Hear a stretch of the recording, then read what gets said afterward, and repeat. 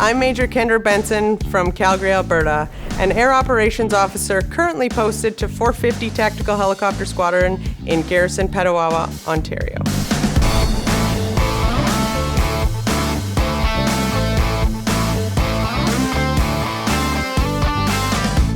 In the Royal Canadian Air Force, Air Operations Officers assist in mission planning, tasking, coordination, and monitoring of air and space operations at the tactical, operational, and strategic levels. At squadrons and headquarters here in Canada, they directly support air and space operations and lead air operations centers.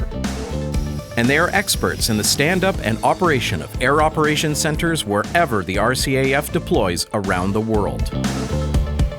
The Air Operations Officer will be essentially the orchestrator of everything that happens on an airfield or on an operation. And essentially that means coordinating all elements that make everything flying work.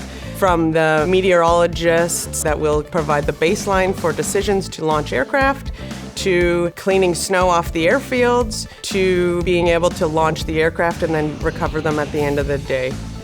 Air Operations Officers work alongside officers of the other air operations occupations like pilots, aerospace control officers, and aerospace engineering officers. Air Operations Officers can be employed around the world, anywhere where air and space operations are based. This includes headquarters, airfields, ships, or even in the field with the Army. They also provide operations expertise in rescue coordination centers, headquarters, and project offices. The dynamic nature of operations means that this occupation needs to ensure that we have strong leaders because you are the center point of contact for everyone and they rely on you for your sound judgment and calm nature. Are you familiar with the CH-147? In my previous occupation, I was involved in only one portion of the planning cycle, and now I get to encompass all of them. A very satisfying thing for me is that I can be that rock that can provide guidance and decision-making when there are people that are unsure on where they should proceed. And that is one of the most satisfying things that I see as an Air Operations Officer.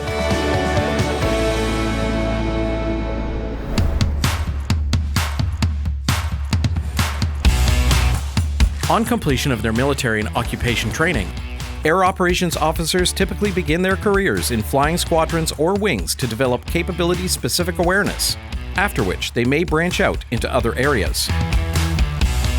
They can also be assigned to project management and other staff activities. For new members into the Air Operations occupation, it is expected that you will go to a first-line unit, which essentially means you will go to a flying squadron, which will allow you to learn all of the aspects of an operations center at a low level and be able to be involved with the front line and launching of aircraft. You will be expected to coordinate and learn every section that's under the operations center to ensure that you quickly understand how operations and air missions work.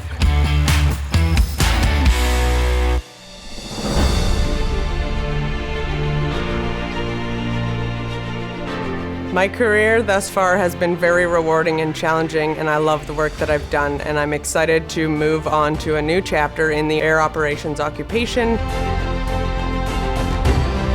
It's a very exciting time, and we have the ability to be involved in every aspect of air missions, and I'm excited for the challenge.